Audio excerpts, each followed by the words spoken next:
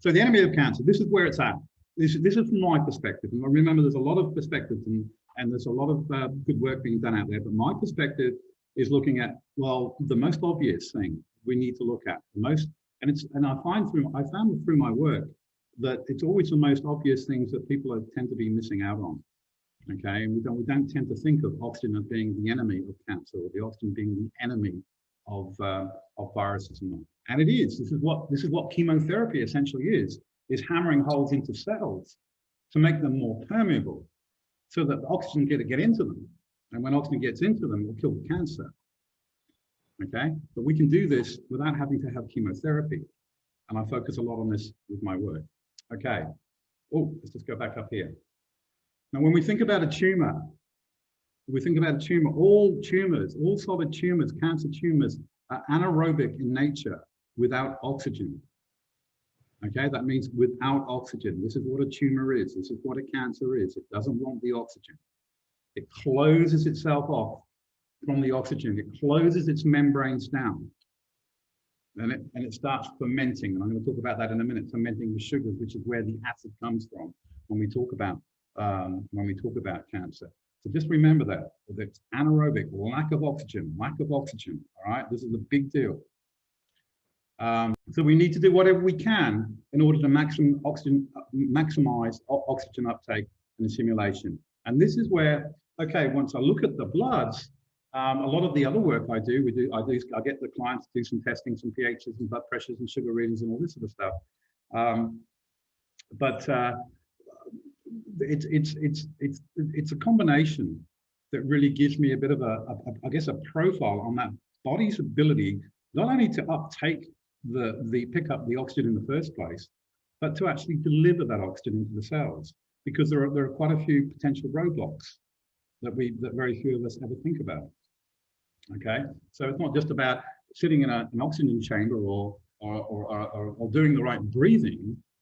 If you have a problem, if you have an imbalance in the body, especially in the bloodstream, there's a good chance that the oxygen that's in the blood won't actually be released into the tissues, into the cells.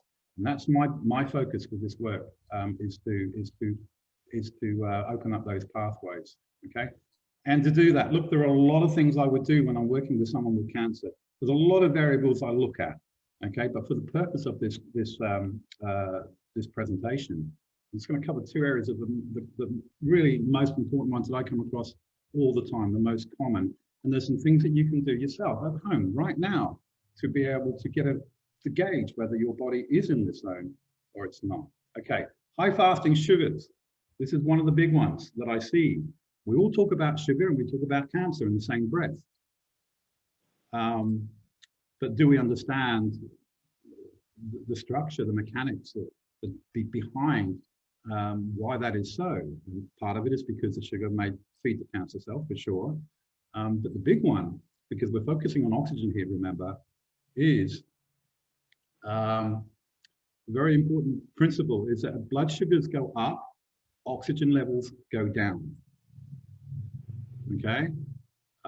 Blood sugar goes up, oxygen levels come down. As blood sugar comes down, oxygen goes up. All right, I can almost guarantee everybody I've worked with this anabolic, anaerobic, lack of oxygen condition, there are sugars involved, okay? Because sugars displace oxygen in the bloodstream.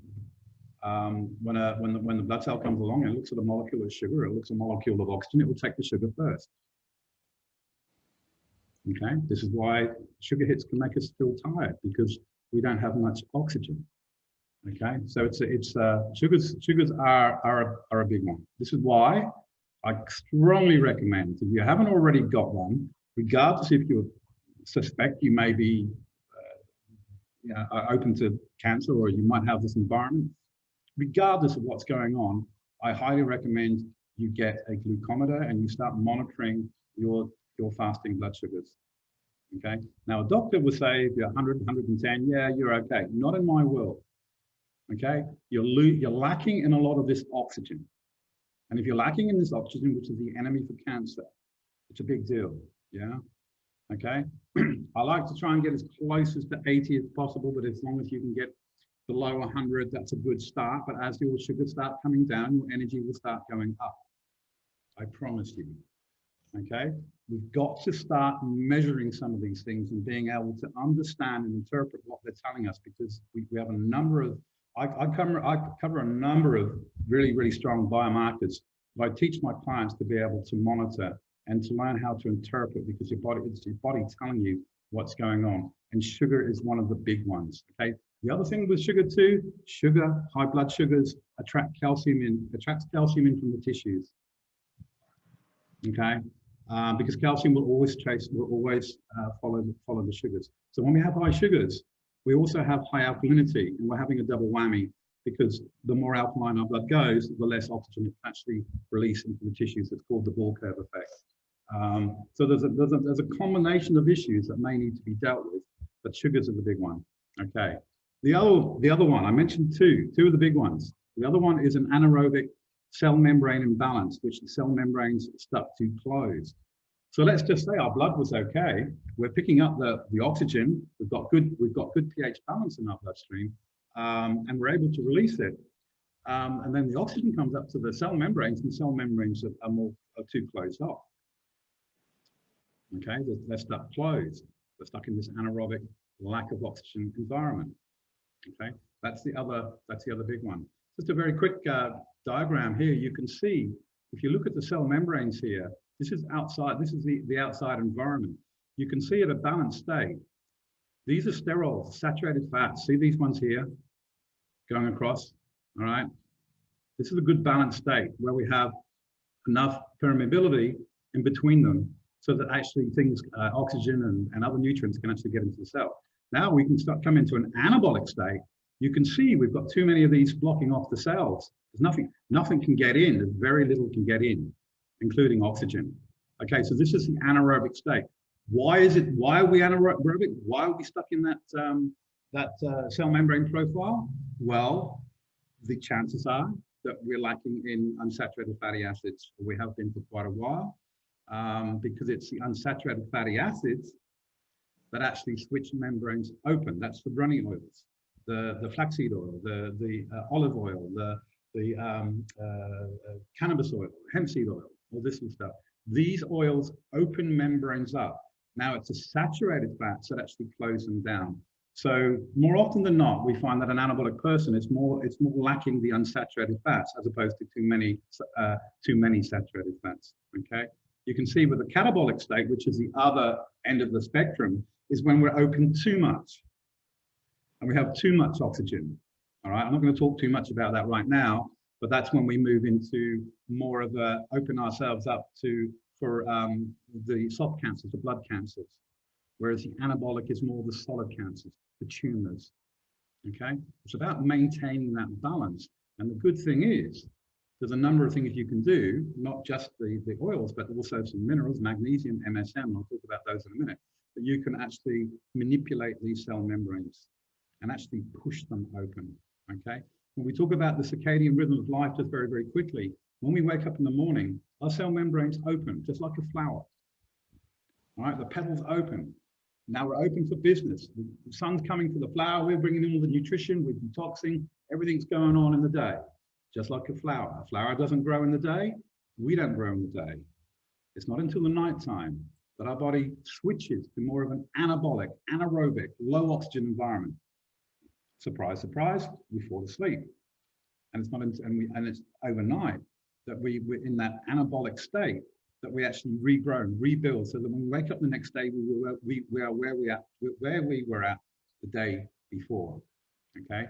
Now you can imagine, if we don't have this cycle, this is our circadian rhythm of life. If we don't have this cycle, it's a bit like the moon not coming up, the sun not coming up tomorrow morning, or not going down tomorrow night. You can imagine the chaos that causes on the environment, on nature. You can imagine what happens when our cell membranes get stuck in that imbalance.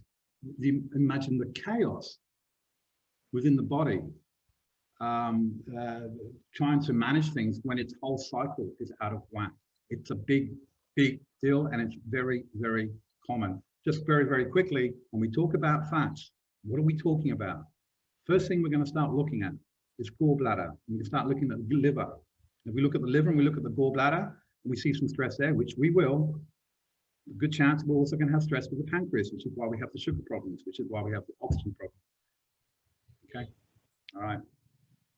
Is an easy test you can do at home to gauge whether your cell membrane is pushing to anaerobic. Look, there's a lot of variables I use, a lot of testing I do. I just come up with a couple here that can you can do straight away. Buy yourself some pH strips. Very, very important. When we're looking at saliva and we're looking at urine pH, we're looking at the results of what's going on with our body. It can tell us an enormous amount of information. And I'm not talking about just are we acid or are we alkaline, because measuring your urine with saliva it does not confirm whether you're acid or alkaline. There's a lot more to it than that. But buy yourself some pH strips, please. Start measuring this stuff. You will notice, even if you had nothing wrong with you right now, that if you started to measure your pHs on a regular basis and start to monitor how you felt, when you felt good and when you felt bad, when you had pain and you didn't have pain, you will notice differences in the pHs, I can guarantee you. Okay? Okay, just going to move this out of the way a bit. Okay, so when we got our pH strips, what are we looking for? Okay, ideal urine and saliva pH. Urine, 5.5 to 6. None of this 7. Absolute nonsense. 5.5 to 6. Saliva, we're looking at between 6.5 and 7. Okay, and if we were to look at the ideal, you can see urine 5.7, saliva 6.8. That is ideal. That is a balanced state. That is when we're metabolizing quite well. Our membranes are nice and permeable. We're detoxing. We're bringing in oxygen. The cycle of life is happening, and these are good pHs to have. Okay. When we move into a more anaerobic pattern, this is when if we start measuring our pHs and we notice that the saliva and the urine is close together, this becomes more of an anaerobic state. It's a good indication, especially if it's something that's consistent. Okay, because if the saliva came right down to where the urine was, say there were 6.4 and 6.4, you would have to ask the question, what is going on? Because there's no waste, there's no metabolism. What's going on? Well, the cell membranes are completely anaerobic. There's nothing going on. Okay, and we need to open that gap up a little bit. Okay. Here's another simple test you can do at home as well to validate whether pain is acidic. Okay, this is important, very important, because when we think about cancer, we think about acid, and I know there's a lot of misinformation out there about where that acid comes from, and there's a lot of people think it's what we stick down our throat. Well, that's not the case. It certainly doesn't help, and it may have some indirect impact, but in general, there's a lot more to it than just that. But it's really good to know whether, if you have this pain, body pain, aches and pains in the body, sore tissues or whatever, to be able to validate whether that's acid pain or alkaline pain. Because if it's acid pain, that's another indication that it's your cells are more anaerobic, anabolic, and I'll explain why that is so in a minute. Okay, it's a simple test, very simple. And I use this all the time to be able to validate with some of my clients. So take half a spoonful of bicarb with some water. Okay, now I would expect if you're aware of your body pain at the time, and within about 20 minutes, you'll feel a little bit of relief from that pain. You'll feel a little bit better. Pain will just drop off a little bit. All right, if that happens within about 20 minutes, half an hour, well, you've just validated that you have acidic pain. And that's important to know. A lot of this stuff, a lot of the work that I do, it's all about validating. It's all about objectivity as opposed to subjectivity. It's all about testing assumptions. We make too many assumptions with our health. I like to test everything. If I have an assumption, I test it. If we think that this person might be precancerous, well, an acid pain will confirm that. All right. Just because you have acid pain doesn't mean you've got cancer. It doesn't mean you're precancerous. But it's one way if you start to add all these things together, and I look at a lot of different things that can give you a clue. Okay. So we asked the question, as I did just now, where does this acid come from? Okay. When we get back to the oxygen, chances are the cells aren't getting enough oxygen due to either the poor cell membrane permeability in this case, or low oxygen availability in the first place. So we either don't pick the oxygen up in the first place, or we have the poor cell membrane permeability, which we're talking about now. Now, when we have a low oxygen environment, what happens to the cells? Because we need oxygen to be able to produce energy. It's the primary source of energy, is oxygen in our Krebs cycle. Okay, so when we start to lack this oxygen, either because of sugar or too much sugar or not enough oxygen in the first place, or cell membranes, what happens is the body turns into a different mode of energy production, and it's called anaerobic glycolysis or intracellular fermentation, the fermenting of sugars within the cell. And that's how the cells produce the energy. Okay, can't use the oxygen, so it starts fermenting sugars within the cell. Okay, now this is when it starts getting a little bit interesting, because the byproduct of sugar metabolism is lactic acid. And this is where the acid comes from when we talk about cancer and acid. Sure, there may be some other variables, but I'm generalizing here. It comes from within. And it comes from metabolic imbalances, not what you stick down your throat, not necessarily. There's no direct relationship between putting something in your mouth, which is supposedly acid or alkaline, and that actually having an impact on your cells. It doesn't work like that. Okay, we've got to remember, we've got to use some common sense here and some logic. Okay, if we're putting anything into our stomach which has pH that will dissolve pure steel, do you really think anything's going to come out of it, anything other than acidic? No, of course not. It's important. It's more than just, let's stick some alkaline into me or some acid into me, and suddenly we're going to have an effect on our cell membranes. It's so much more complex than that. This form of energy production. Now we think about it, we've got cancer, our body's struggling, any sort of illness, our body's struggling. It's struggling for the resources to be able to heal. It's maintaining status quo, it's maintaining health, but it can't fix you. And one of the reasons why it's struggling to fix you is because you don't have the energy. And when we start moving into this form of energy production, anaerobic glycolysis, our energy production is reduced by 18 times. Okay, this is one of the elephants in the living room, in my opinion, with a lot of chronic fatigue. Okay, we're just not getting this oxygen. Okay, remember, we're not getting the oxygen. What's going to happen? We'll start fermenting for sugars. What's going to happen? We're going to create lactic acid. What's going to happen? We're going to start getting acid in the tissues. What's going to happen? We're going to have even less oxygen. Okay, some of the things I highly recommend you do. I've got a list in a minute, but look, one of the things I highly recommend you do is every 3 months, have a look at your blood. Like I said, I'm picking up 20% of 15 to 20% of people I'm picking up pre-cancer condition. It's a gift when we pick up these conditions that we can actually turn them around. Okay, now I do the bloods in the UK, I do the bloods in the USA, in Australia, and we're very close to getting to the point where we're going to make this blood testing available on a 24-hour turnaround as well. But it's the good thing about the bloods. It's not only just like, okay, well, it's gonna give us a bit of a picture, but when it comes to compliance and confronting, it's really important. I was confronted when I first did my bloods. It was confronting, but it needed to be, because the blood doesn't lie. It's going to tell you the picture. Okay, and blood sticks around for 3 months. There's no point doing one any sooner. But I recommend every 3 months get into this routine of every 6 months, especially once you get up to 45, 50. Start doing this, because you'll pick this stuff up. All right, doesn't happen overnight.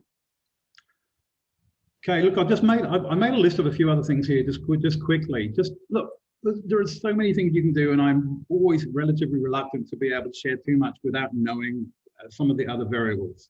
So I've tried to come up with something that, okay, with someone with cancer or pre-cancer, what are some of the things we've got to make sure? Some of these things are going to be common, but drink at least 2 liters of water per day.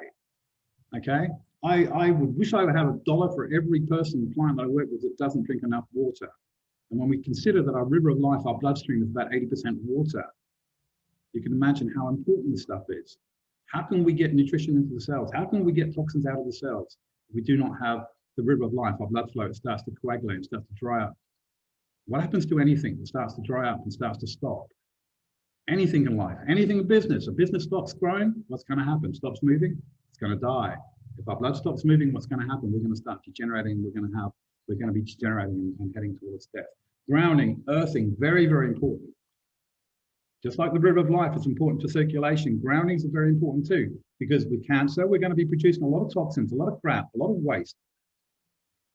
And this is going to have a big impact on our blood and our blood's ability to be able to stay discrete, our blood cells. So we have these cells that are sticking together because the whole chemistry is out of whack. Grounding is going to help that. Remember, grounding is not just about going out and walking in the forest and hugging trees. You can get a grounding mat, a grounding sheet, whatever. Everybody on this planet, if they're not grounding naturally, should be doing this no matter what, but especially if you have cancer, cardiovascular disease as well, because grounding is going to help release those cells and start to get in the circulation. And you've got to have that circulation. Okay, work on your liver and gallbladder. Why do I say this? Because an anaerobic person is going to have problems with fats. It's breaking down and simulating fats. All right, the first thing I'll look at when I see these pictures, let's have a look at the gallbladder liver. Are we seeing signs that we've got stress there? And we will. We have 50 to 70 trillion cells in our body. Every one of those cells has a bilipid lipid membrane, 2 different types of fat. Sterile or a saturated fat, like organic grass-fed butter or something, and unsaturated fat, like hemp seed oil or something like that. Okay, if we have problems with our gallbladder and liver because we haven't been drinking enough water for much of our life, which is very, very common for a lot of people, well, then we're going to have problems with bile, and then we're going to have problems with with emulsifying and breaking down these fats. And we're not getting them. This is assuming that we're actually taking them in the first place. All right, liver and gallbladder. Out of all the thousands of people I've worked with, I find very few that don't have a struggle in this area. It needs work. Okay, so we need to get that. You can, like I said just now, 70 trillion cells. You can imagine if each one of these cells were compromised just a tiny, tiny fraction, times that by 50 to 70 trillion. You can see how by getting this one system alone back into some sort of balance, how you're giving your body this gift. You're enabling it the resources to do its job of healing, which it's doing 24/7. Reishi, chaga. Look, when we have cancer, we're struggling. Our immune system's struggling. This is why we have cancer in the first place. Okay, and we have an immune system. The immune system might be a little bit suppressed, but specifically what we want to look for building up is the killer T cells, because the killer T cells are a special type of white blood cell that actually kills. It basically kills on contact. Whereas you have other cells go around and they'll chemically mark a cell and they'll say, yeah, deal with that when you can, and you'll get a neutrophil. It'll take all day trying to get to that site and try to kill that cell or that microbe or whatever. Reishi chaga will help you build up the killer T cells, which will kill these things on site. So it's much quicker. Very, very important, of course, the immune system. Okay. Monitor urine and pHs, saliva pHs, like I mentioned before. Okay, and if urine and saliva pH are too close together, look at starting to taking some MSM on a daily basis. MSM is very catabolic inducing, so it will push those membranes open very, very easily. Okay, MSM is one of those minerals that will do. This is why MSM, for a lot of people, can have such a major difference on their lives and help turn their health around. It's because it's so catabolic inducing, and people are so stuck in this anabolic state. They're so stuck with this low energy. They're so stuck with trying to produce enough energy 18 times less and expecting their body to heal. It doesn't have the energy. It doesn't have the resources. Okay, so monitor your urine and saliva pH. You'll be surprised at what you start coming up with. Monitor your fasting your blood sugars as well, and keep well below 100. Okay, remember what I was saying before: high blood sugars, low oxygen; low blood sugars, high oxygen. Okay, why do we have the problem with the sugars in the first place? Probably because of the liver and the pancreas. You fix the liver, you fix the pancreas by working on the liver. If you work on the liver too quick, too well, you can actually drop your sugars that much, you can pass out. Okay, you can't just go and work on the pancreas on its own. Carry out the bicarb test. Another thing you can do. Okay, you've got body pain, you're a bit worried, your urine, your pHs are quite close together consistently. So do a bicarb test. See, it's not a fix. I don't like taking bicarb. I wouldn't take bicarb any other time. But do it as a validation test, just to give you that confidence, because we're building this case. Yeah, no one knows exactly what's going on. We're building this case get as good a picture as we can. And if you do the bicarb test, you go like, whoa, half an hour later, I feel better. Does that mean then you just drink bicarb all day? No, because that's going to cause other problems. But it validates that it's acidic pain. Where does the acid come from? It comes from cell membranes that are fermenting, which means we must have acidic, we've got some acidic tissues going on. That's where the pain comes from. Pain will come from alkaline or acidic. Alkaline if the membranes are on completely opposite imbalance, which is the opposite to anabolic, which is catabolic. And focus on lots of unsaturated fatty acids, especially earlier in the day. This is when I meant, there's one thing doing supplements, there's one thing, take these and take one with a meal or whatever. My work gets very, very specific. When I talk about a supplement, I'm very interested in the electrical properties, the actual ionic charge of these things, because that can have a big impact on whether you should give them this form of magnesium or another form of magnesium. Magnesium chloride, for instance, will lift breath rate. Magnesium glycinate will chill you out and help you sleep. They all have different impacts, and depending on what's going on, will dictate what I would suggest, so that we're not actually pushing and pulling at the same time. But things like hemp seed oil would be a very, very good one. Okay, we think about hemp seed oil, we think about cannabis oil, we think about flaxseed oil, we think about how cannabis oil for a lot of people can help cancer. And we know through the, I can't think of it, the modality now with the flaxseed oil, you'll know what I mean. Oh God, I can't remember. They use flaxseed oil a lot. What's common amongst with the cannabis oil, hemp seed oil, flaxseed oil? Because flaxseed oil is working quite well too. People are healing with that. It's unsaturated. It's negatively charged. It switches membranes open. This is a big part of why there's a lot more in cannabis oil than just this, but that's one of the big reasons, right? It's pushing membranes open. So you do those saturated fats, and even the MSM, you would do that earlier in the day. Okay. All right. Just one more before I wrap this up.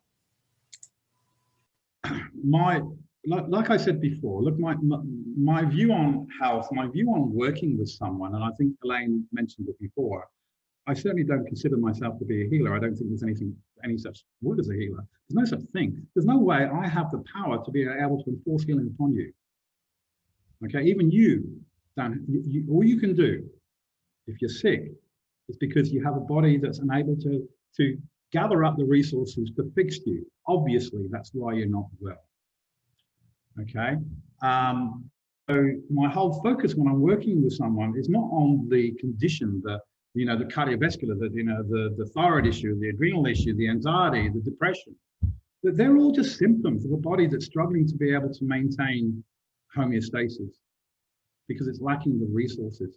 It could be lacking oxygen. It could be lacking a lot of things. The adrenals can be whacked. The thyroid can be whacked. Whatever. How are they going to fix? The only way they're going to fix is by providing the resources the body needs to be able to do the job of healing. And that's all we can do. The actual process of healing is so complex, no one's ever going to work that out. All right? It's like trying to work out where we come from. It's very, very hard to work out. You don't need to.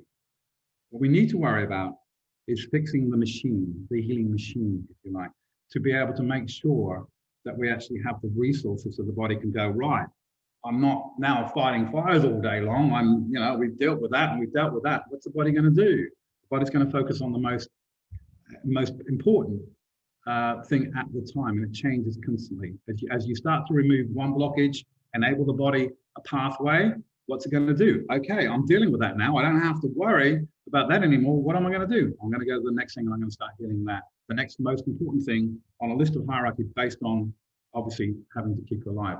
Now, one of the things, while I've got this screen up here, you've probably been reading it. Oh, this pHs, alkaline and acid. There's a lot of talk out there, probably especially to do with cancer. Alkalize, alkalize, alkalize, alkalize. And all I can say is, if you're very, very careful, it's all about balance, balance, balance, balance. And you'll see there's a calculation you can do. You see it at the top, this equation, total body pH, 2 times saliva pH. So this is really powerful, because I can almost guarantee you're going to be out of whack here. if you're struggling with your health. 2 times saliva pH. So say saliva pH is 6.5. 2 times that, that's 13. Then we add 1 urine pH. Let's say that's 6. Then we have 19, and then we divide that by 3. We need to get as close as to 6.4, which is the perfect pH for all biological life. It gives you an idea, it gives you a gauge whether your body, your digestive system, the digestive tract, the pHs are in the right places. We've got the acidity from the stomach. We've got the alkalinity from the bile and the pancreatic enzymes. And when we have that balanced, and we gauge that by measuring these pHs, the saliva pH and the urine pH, and divide it by 3, we want to get to 6.4, because at 6.4, we have access to the nutrition that we need to heal. Okay, just like a farmer will sweeten the soil, whatever, because if the farmer knows that if the soil isn't the right pH, isn't the right chemistry, the plants are unable to uptake the minerals. And the same with our body. Very few people talk about this. I see it all the time. And you can see right at the top, iodine, 6.3 to 6.5, 6.6. You do this calculation and it's consistently way out below 6.3 or above 6.7, I can almost guarantee for a large part of the day, you're not getting iodine because your body's not picking it up. Okay. And as we come down to the lighter elements, it's easier and easier to uptake these minerals. But right at the top, you can see some of these are obviously going to be very, very important. Okay. We have to be in this pH range because all these minerals are attracted into the body through a very, very sensitive, very, very slight electromagnetic charge. That's how we pick up minerals. They don't just pop into our body. Okay? It's a very, very sensitive electromagnetic charge. And what has an immediate impact on that charge? pHs. Direct impact. As the pH changes, the charge changes. And our ability to be able to pick up these minerals also change. Okay? And is it any wonder so many people are low in iodine? Because a lot of people are not within that range of 6.3 to 6.7. Okay, now I think Elaine's going to have this presentation, or you can message me or whatever, and I can give you a copy of this presentation, because you're not going to be able to write all this down. But don't underestimate the power of getting your pHs right. Okay, remember, digestion isn't just about in the stomach. It's not just about taking some stomach acid and some digestive enzymes. Okay, it's all about when the stomach releases its acidic chyme into the small intestines.